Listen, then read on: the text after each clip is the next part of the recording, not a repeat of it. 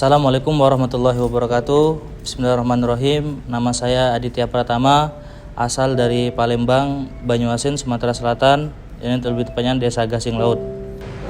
Nama saya Soeb Arumi, asal Yogyakarta, Indonesia.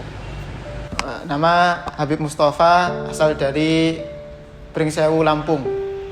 Nama saya Fahrul Arif Yamani, asal dari Lombok, tepatnya Desa Kebon Ayu, Kecamatan Gerung, Kabupaten Lombok Barat, Nusa Tenggara Barat.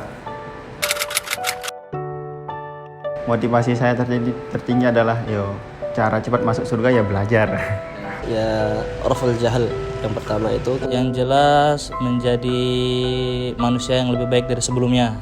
Untuk meneruskan perjuangan ulama yang telah meninggal dunia, untuk menjadi pengganti beliau-beliau yang telah dipanggil oleh Allah Subhanahu wa Ta'ala. Semoga ilmu yang saya pelajari ini akan menjadi bermanfaat bagi orang-orang semua.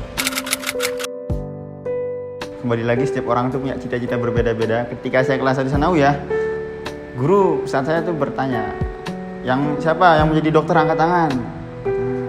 Siapa yang menjadi guru? Nggak ada yang angkat tangan. Akhirnya saya angkat tangan. Ditanya, mau jadi guru? Ya, insya Allah jadi guru. Ya, akhirnya kayaknya berkat keceplosan beneran jadi guru. Cita-cita ke depan saya insya Allah menjadi penerjemah untuk kitab-kitab yang belum ada penerjemahannya. Kedepannya ingin jadi guru insya Allah. Apapun profesinya, yang penting bermanfaat bagi orang lain, insya Allah.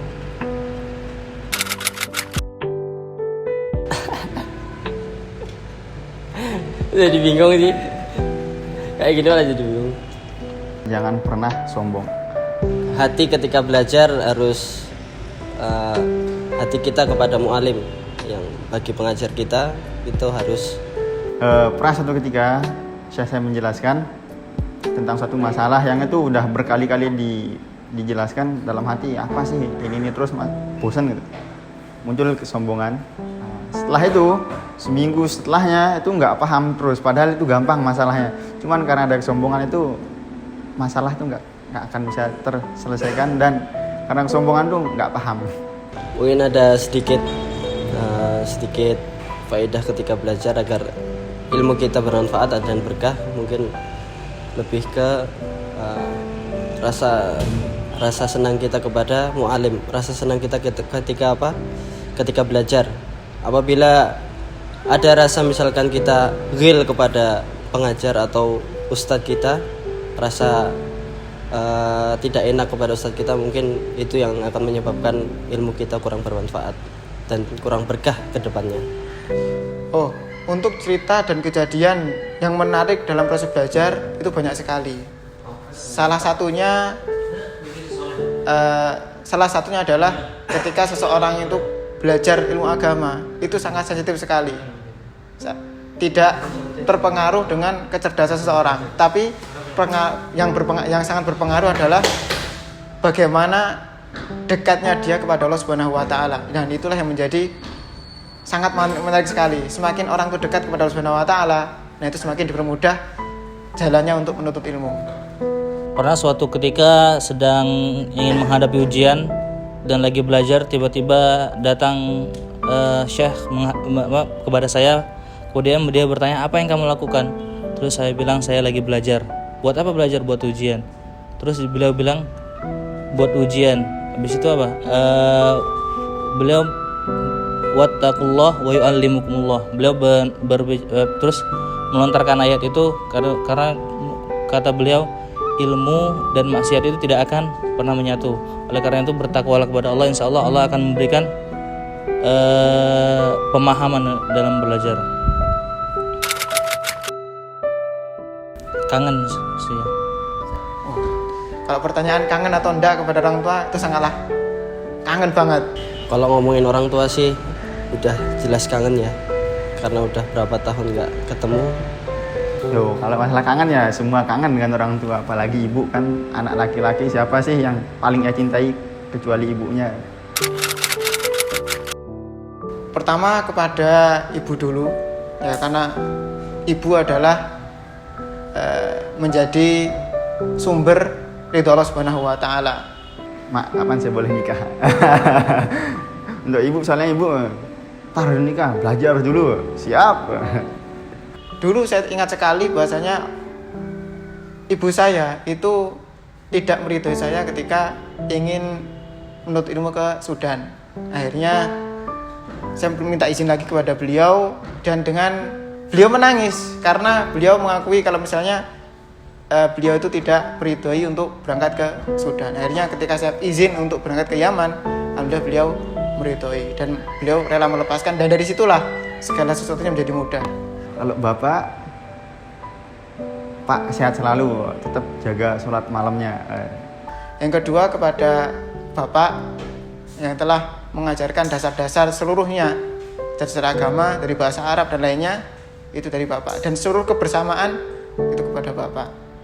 Abah, Mak, terima kasih atas selama ini telah mensupport dalam belajar, atas semua yang telah diberikan dalam kehidupan. Terima kasih, dan saya mohon maaf apabila saya sebagai seorang anak itu ada banyak kesalahan, terutama kepada orang tua. Mungkin karena udah lama nggak berjumpa, nggak ada kata-kata yang bisa terucap. Mungkin langsung entah peluk atau lain sebagainya. Ingin dipeluk dan cium, insyaallah. Yang saya minta kepada Allah Subhanahu wa taala untuk diberikan kesehatan. Jelaslah kesehatan, karena nggak ada yang lebih mahal daripada kesehatan. Semoga kita semua diberikan kesehatan oleh Allah Subhanahu wa taala, Supaya dipermudah segala bentuk ibadah. Karena sudah banyak teman-temannya Bapak yang sudah tua itu berkata kepada saya, kalau seandainya saya itu masih sehat dan seandainya saya masih muda, saya ingin berlari ketika menjalani ibadah ini. Nah, makanya dari situ saya ingin memohon kepada Allah Subhanahu wa taala supaya diberikan kesehatan terus-menerus hingga akhir hayat. Cukup aja Allah ridho kepada saya, apapun yang saya lakukan semuanya dengan ridho Allah, hingga nanti bisa dipertemukan kepada orang-orang tercinta di surganya insyaallah. Semoga Allah kumpulkan dengan kedua orang tua di surga, insyaallah. Al-Fatihah lah, surat Al-Fatihah. Bismillahirrahmanirrahim. Alhamdulillahirabbil alamin, arrahmanirrahim, maliki yaumiddin, iyyaka na'budu wa iyyaka nasta'in. Ihdinas siratal mustaqim, siratal ladzina an'amta 'alaihim, ghairil maghdubi 'alaihim waladdallin. Amin. La yastawi ashabun nari wa ashabul jannah, ashabul jannati humul faizun. A'udzu billahi minasy syaithanir rajim. La yukallifullahu nafsan illa wus'aha. لها ما كسبت وعليها ما اكتسبت ربنا لا تؤاخذنا إن نسينا أو أخطأنا ربنا ولا تحمل علينا إصرا كما حملته على الذين من قبلنا ربنا ولا تحملنا ما لا طاقة لنا به واعف عنا واغفر لنا وارحمنا أنت مولانا فانصرنا على القوم الكافرين.